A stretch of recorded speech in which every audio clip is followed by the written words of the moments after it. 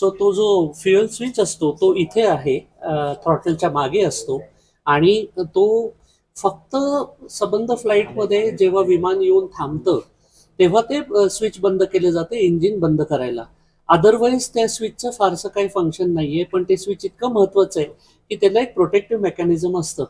आता ह्या विमानामध्ये टेक ऑफ झाल्या झाल्या जेव्हा कधीच ते फ्युएल स्विच बंद पोझिशनमध्ये असता कामा नाही.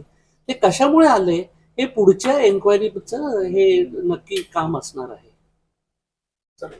ज्या पद्धतीने असं म्हटलं जातं की 3 सेकंदात ते बंद झालं, तर त्यामागचे काय कारण आहे सर? कारण ऑटोमॅटिक तर ते बंद झालं नसेल, कारण अवघ्या 3 सेकंदात पायलट तर बंद करणार असेल. हा, सो पायलट बंद करणार नाही आणि चुकून सुद्धा बंद होणार नाही, कारण त्याच्यात प्रोटेक्टिव्ह मेकॅनिझम आहे की जेणेकरून चुकून हात लागला तरी ते स्विच होणार नाही.